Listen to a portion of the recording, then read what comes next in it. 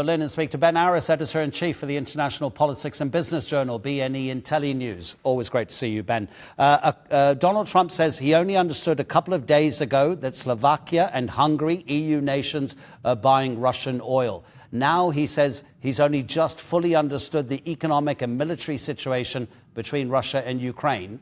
Ben, is he saying that Russia can't fund the war for much longer? No, I think what he's doing is he's pushing for the EU to crack down on the oil exported from Russia to Hungary, Slovakia, gas as well. And this is part of his drive in order to replace Russia in the European energy input.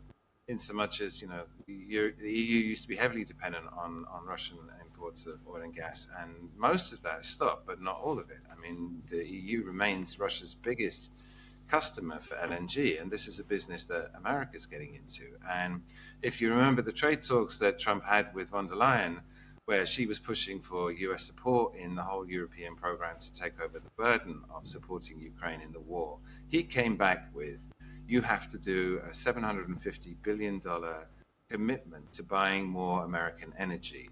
And so I think the prism you have to see Trump through is that he's really, I think, fundamentally uninterested in geopolitics and, standing up for the right and the fact that Ukraine has been invaded by Russia and an unacceptable act of aggression.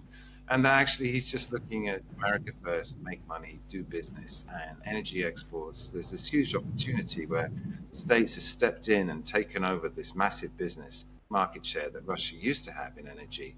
He's still pushing for more of that. And so this is why he's pressuring Slovakia and Hungary to cut off those supplies. He's also asked or told the EU that they have to put secondary sanctions on India and China to stop that oil business, which again, America will take over. And I have this very crude understanding of the way he works. He's just looking at making money. When Donald Trump entered the White House for his second term, there seems to have been a feeling in the Kremlin that they could use the war in Ukraine and whatever concessions they might make to improve Russia's relationship with the United States. They've been meeting, they've been talking. Now Trump has criticized Russia's war in Ukraine to this level. The Kremlin has been responding, and it seems to be very unhappy. It is said that the Russia-US rapprochement has yielded close to zero results. To hear the Russians say that just shows how much they're annoyed with what Donald Trump has said. But does it make any difference to Russia whether Donald Trump is annoyed or not?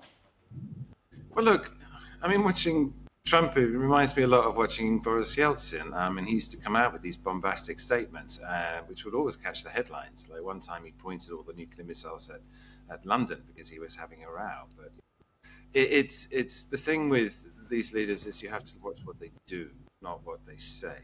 And again, taking my very crude model where it's all about business, that the negotiations that started in Riyadh, there's been this track of business talks from the beginning. And Mark Rubio said, like, there's a historic economic opportunity here. And so Trump has been pushing for business.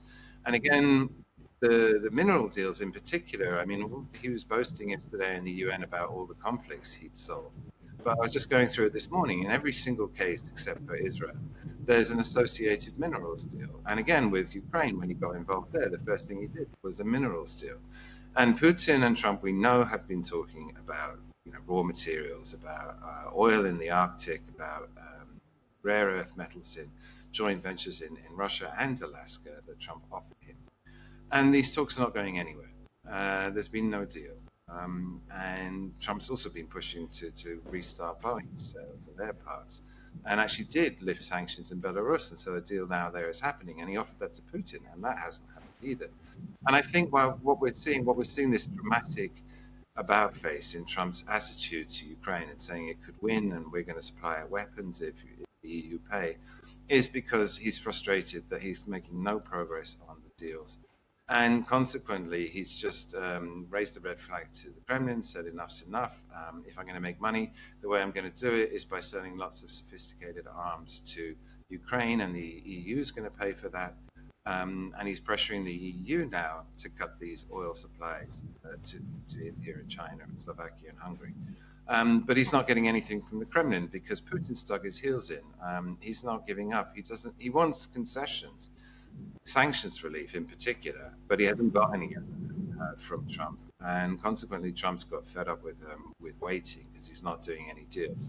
And so he's just pulled the rug out from underneath Putin, and he's thrown his rhetorical support behind Ukraine. Whether that actually translates into lots of powerful missiles, Patriots, HIMARS, all those sort of things that Kiev needs, that remains to be seen. And I remain dubious about that because the bottom line is the EU have to pay for it, and the EU has no money for those supplies. In terms of financing the war from the Kremlin's point of view, Vladimir Zelensky has tried to place greater pressure on Donald Trump to take action against China, and the US president says that China is supporting Russia's war machine. Would that be something that might change the Kremlin's position if the Chinese didn't contribute as much? Yes, it would, of course. I mean, they're heavily dependent on China, both, for technological support and as a market. The Chinese have opened their market to Russia and has allowed it to make money. I mean, not just the oil, but agriculture sector, which they were always very cautious about. They're now importing large amounts of Russian food. So to get China out of it. But I think China, he is like Putin. He's got a 20-year view. He sees the big problem in the world is American dominance, and particularly its bullying. I mean, here Trump is specifically bullying the EU to cut off crude supplies to China, and that's not in the Chinese national interest. And so I don't see any chance of there being a so-called reverse Kissinger where the states where Trump manages to split or put a wedge in between Beijing and Moscow, because the two leaders, they're like, well, Trump's a pain in the neck, but he's only here for 4 years, and we're both here for the next 20 years, and we have a plan. So we'll just ride this out and wait for the next administration to come in and then deal with that when it comes. There's no, changing sides and China cozying up to Trump. It's not going to happen. I think Putin is still interested in doing business, restarting business, because having spent a long time in Russia, the Russians do see themselves as sort of white Europeans and feel closer to the West than they do to the Chinese. It's not a natural marriage. Nevertheless, the long-term strategic interests of Putin now is in deep with China, and that's not going to change. Yeah, the bear and the dragon have not been natural allies for a long time. Thanks so much indeed, Ben Aris. Take care.